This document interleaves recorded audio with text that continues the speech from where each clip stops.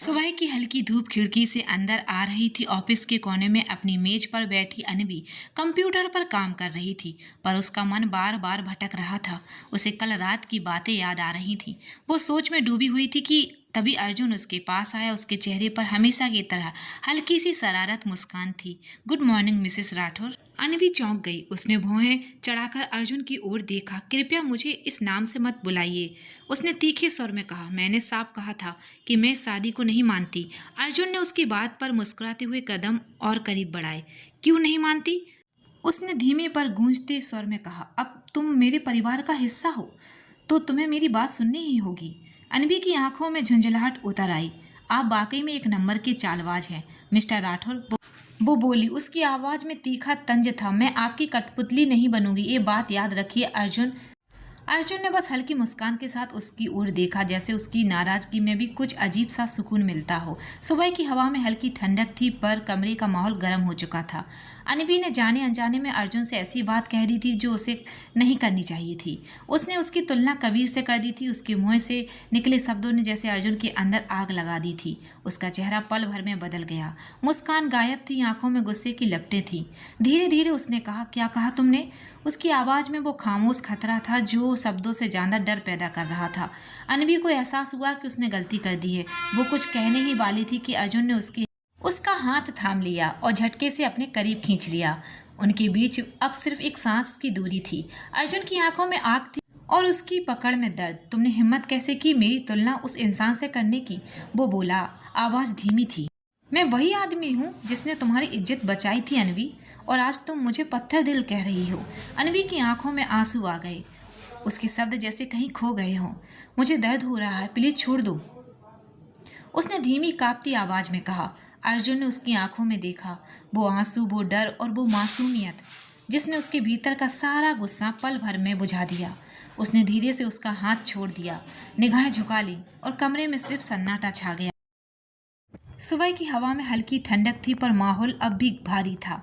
थोड़ी देर पहले तक तो गुस्से में भरा अर्जुन अब तक शांत दिख रहा था। उसने धीरे से अनवी का हाथ छोड़ा, जैसे अचानक किसी को तकलीफ देने का एहसास हुआ हो। अनवी ने खुद को संभाला। उसकी आंखों में आंसू अब भी चमक रहे थे। डर और गुस्सा दोनों का मेल था उस नज़र में। वो कुछ बोलना चाहती थी, लेकिन शब्द उसके गले में अटक गए। अर्जुन ने एक गहरी सांस ली और बिना किसी झिझक के बोला, आज से तुम मेरे घर में रहोगी। अनवी ने जैसे सुनकर यकीन नहीं किया।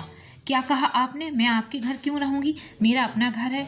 अर्जुन, उसकी आवाज़ ऊंची थी, लेकिन उसमें बेबसी छिपी थी। अर्जुन का लिहाजा सख्त था, मगर आंखों में कुछ और ही था। क्योंकि अब तुम मेरी जिम्मेदारी हो अनवी, और जिम्मेदारी को मैं यूं ही बीच राह में नहीं छोड़ सकता। यह घर अब मेरा नहीं, अब तुम्हारा भी है। अनवी की पलकों में गुस्से की नमी उतर आई।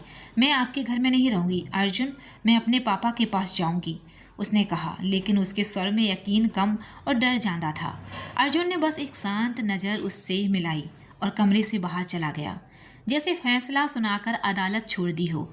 कुछ पलों बाद अनवी की फ़ोन की स्क्रीन पर उनके पापा का नंबर चमका। धर्मपाल जी का कॉल था। हाँ पापा, उसने धीमे स्वर में कहा। बेटा, दूसरी तरफ से थकी हुई आवाज़ आई। मैंने सीवी को दिल्ली पहुंचा दिया है और शायद कुछ दिन मैं भी वहीं रुक जाऊंगा, जब तक हालात थोड़ा संभल नहीं पाते। अनवी का दिल जैसे बैठ गया। क्या आप दिल्ली में ही रहेंगे? उसने हड़बड़ाकर पूछा। हाँ बेटा, शायद यही बेहतर है, धर्मपाल जी ने कहा और कॉल काट दिया। फ़ोन की स्क्रीन बुझ गई और कमरे में फिर सन्नाटा रह गया। अब उसके पास लौटने के लिए कोई जगह नहीं थी, न घर न रास्ता, बस अर्जुन का घर, जहाँ रहना अब उसकी मजबूरी में थी और किस्मत भी। वो कुछ पल यूं ही खड़ी रही, फिर धीरे से फ़ोन नीचे रख दिया। उसकी आंखों में आंसू तैर रहे थे, पर उनमें सिर्फ दर्द नहीं था, गुस्सा भी था। उसने गुस्से से अर्जुन की ओर देखा। आपने मेरे पापा को भी अपने साथ कर लिया, वो बोली। उसकी आवाज़ टूट रही थी। आप बहुत चालाक हैं मिस्टर राठौर, लेकिन याद रखिए, मैं किसी की कठपुतली नहीं बनूंगी।